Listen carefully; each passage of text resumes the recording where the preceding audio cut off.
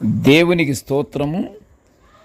అనుదిన దేవుని వాక్య ధ్యానమనక ఈరోజు 2025 సంవత్సరము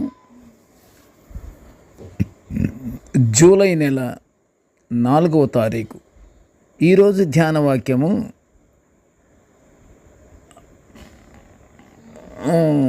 అపొస్తలుడైన పౌలు గారు గలతీయులకు రాసిన పత్రికలోని 2వ అధ్యాయము 20వ వచనాన్ని మనం ధ్యానించుకుందాము. ప్రియ దేవుని బిడ్డలారా, నేటి ధ్యాన వాక్యాన్ని పరిశుద్ధ గ్రంథము నుండి ఒకసారి మనం చదువుకుందాము.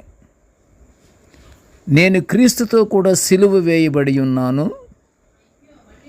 ఇకను జీవించువాడను నేను కాను, క్రీస్తే నా యందు జీవించుచున్నాడు.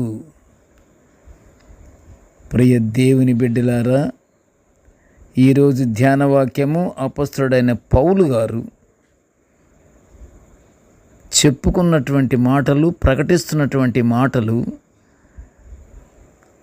తనతోనే క్రీస్తు జీవిస్తున్నాడు అని తను ప్రకటించుకున్న విశ్వాసం గురించి మనం ధ్యానించుకుంటున్నాము. ఒక్క విశ్వాసమే కాదు, ఆయన నిబంధన కూడా. హృదయపూర్తిగా ఆయన ఒక నిర్ణయానికి వచ్చి ఆ నిర్ణయం ప్రకారంగా ఆయన ప్రకటించుకున్నాడు. ఆ ప్రకటించుకున్నటువంటి వాక్యాన్ని మనం ధ్యానించుకుంటున్నాము. సిలువ లోకానికి మరణ సూచన. ప్రియ దేవుని బిడ్డలారా, సిలువ లోకానికి అది ఒక మరణ సూచన. అయితే అపొస్తలుడైన పౌలు గారికి అది నూతన జీవం. లోకానికి ఏమన్నాడు?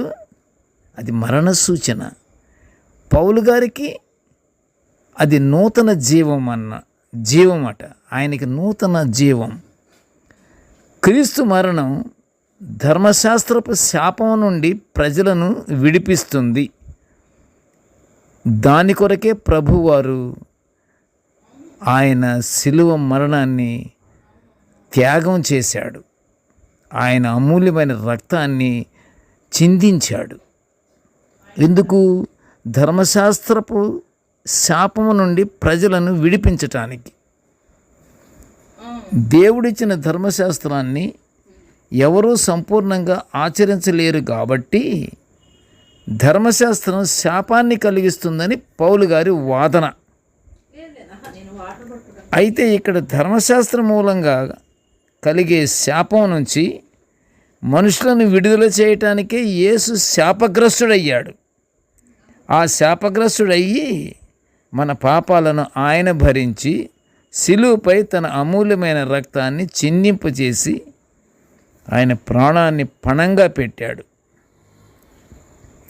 పరిశుద్ధ పౌలు గారు ప్రభువుతో పాటే సిలువ వేయబడినాను అని అందరికీ తెలిసేలా ప్రకటించుకున్నట్లు ఈరోజు ధ్యాన వాక్యములో వివరించబడింది. అంటే పౌలు గారి ఉద్దేశం ఏమిటి? ఈ లోకానికి తనకు సంబంధం లేదని, తను జీవిస్తున్నాడు అన్న మాటే కానీ జీవిస్తుంది తను కాదు. పౌలు గారి యొక్క ఉద్దేశము, కఠిన నిర్ణయము, జీవిస్తున్నాడన్న మాటే కానీ జీవిస్తుంది పౌలు గారు కాదట. క్రీస్తు వారే తనలో జీవిస్తున్నాడని తన హృదయమంతా ఆత్మ ఫలముతో నిండి ఉన్నదని అన్ని సంఘాలకు ప్రకటించుకున్నాడు. ఆయన హృదయం ఎలా ఉంది? ఆత్మ ఫలముతో నిండి ఉంది అని పౌలు గారు చెప్తున్నాడు కదా. ఆత్మ ఫలముతో నిండి ఉండటం అంటే అది అపొస్తలుడైన పౌలు గారి గలతీయులకు సంఘానికి వ్రాసిన పత్రికలో మనమేమో 5వ అధ్యాయము 22 చూడాలి. ఇప్పుడు మనము ఆత్మ ఫలముతో నిండి ఉన్నది అంటున్నాడు కదా. అయితే మన వాక్యమేమో గలతీయులకు వ్రాసినటువంటి పత్రికలో 2వ అధ్యాయము 20వ వచనాన్ని మనం చదువుకుంటున్నాము. అయితే ఇక్కడ ఆయన చెప్పుకుంటూ వచ్చాక ఏం చేశాడు? ఆయన హృదయమంతా, ఎవరి హృదయము? పౌలు గారి హృదయం అంతా ఆత్మఫలముతో నిండి ఉన్నది అని అన్ని సంఘాలకు ప్రకటిస్తున్నాడు. ఆత్మఫలముతో నిండి ఉన్నదంటే మనం గలతీయులకు రాసిన పత్రికలో 5వ అధ్యాయం 22వ వచనంలో క్లియర్గా ఉన్నది. అది ఆయన ఆత్మఫలముతో నిండి ఉన్నది. ఆత్మఫలం అనగా ఏమిటి?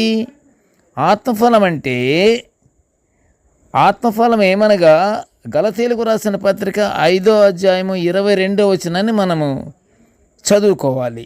ఆత్మఫలము, ఆయన హృదయమంతా ఆత్మఫలంతో నిండి ఉన్నది. అసలు ఆత్మఫలం ఏమిటంటే ప్రేమ, సంతోషము, సమాధానము, దీర్ఘశాంతము, దయాళుత్వము, మంచితనము, విశ్వాసము, సాత్వికము, ఆశ, నిగ్రహము, వీటితో నిండి ఉన్నదట ఆయన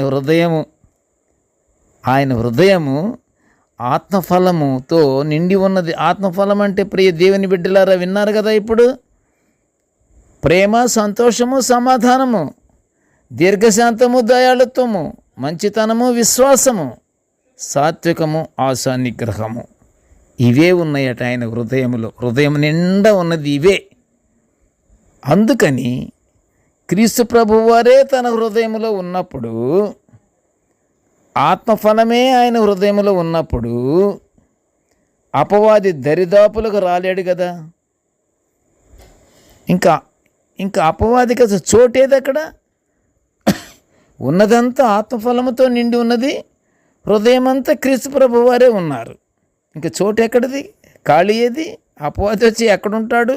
అపవాదికి చోటే లేదు. హృదయమంతా పెద్ద వెలుగుతో నిండి ఉన్నది కదా. అపవాదికి కావాల్సింది ఏమిటి? చీకటి. ఇది వెలుగుతో ఉన్న హృదయము. పౌలు గారి యొక్క హృదయము వెలుగుతో నిండి ఉన్నది. ఆత్మఫలము ప్రభువారు నిండి ఉన్నాడు కనుక అది హృదయమంతా వెలుగు. ఆ వెలుగులోకి అపవాది రాలేడు. అపవాది పారిపోతాడు, భయపడిపోతాడు, తట్టుకోలేడు, దరిదాపులు కూడా రాలేడు. ప్రతి మానవునికి ఆత్మానుసారముగా నడుచుకొనుడి అని పౌలు గారు హితవు పలుకుతున్నాడు. గనుక ప్రియ దేవుని బిడ్డలారా, మనము పరిశుద్ధ పౌలు గారి యొక్క హితవు ప్రకారంగా ఆత్మానుసారంగా జీవించుచు క్రీస్తు ప్రభు వారిని మనలో జీవింపజేయుటకై, ఎప్పుడైతే నీకు ఆత్మఫలము హృదయం నిండా ఉంటుందో ప్రభువారు కూడా మన హృదయంలోనే ఆయన తప్పకుండా ఉంటారు. ఆయన్ని మన హృదయంలోకి జీవింప చేయాలి అని మనం ఉంటే మనం ఆత్మఫలాలను మనం కలిగి ఉండాలి. ఆత్మఫలాన్ని మనము కలిగి ఉన్నప్పుడు ప్రభువారు తప్పకుండా ఉంటారు అందులోని, మన యొక్క హృదయంలోనే. అందుకని పౌలు గారు అంటున్నారు, క్రీస్తు ప్రభు వారిని మనలో జీవింపజేయుటకై మన హృదయాలను దేవునికి అర్పించి మన హృదయం నిండా ఆత్మఫలాన్ని నింపుకొని ప్రభువారు మన హృదయంలో ఉండటానికి స్థానాన్ని కల్పిద్దాము. మనం పరలోక ఆశీర్వాదాలు తప్పకుండా మనకి అనుగ్రహించబడతాయి. ప్రియ దేవుని బిడ్డలారా, ప్రార్థన చేసుకుందాము. కృపగల తండ్రి, జీవముగల నాయనా, నీకు స్తోత్రములు. తండ్రి, నీ యొక్క దివ్యమైనటువంటి వాక్యాలను మేము నిత్యము ఇలా ధ్యానించుకునే ఈ గొప్ప భాగ్యాన్ని మాకు అనుగ్రహించినందుకు నీకు ఘనమైన స్తోత్రములు, స్తోత్రములు, స్తోత్రములు నాయన. కృపల తండ్రి, నేటి ధ్యాన వాక్యాన్ని వినుచున్న ప్రతి బిడ్డను ఆశీర్వదించయ్యా. అలాగే తండ్రి, మా అందరికీ, వినుచున్న బిడ్డలకి, మాకు అందరికీ తండ్రి, నీ ఆత్మఫలాన్ని మాకు అనుగ్రహింపచేసి మా హృదయాల నిండా నింపి, ప్రభువా నీవు మా హృదయములో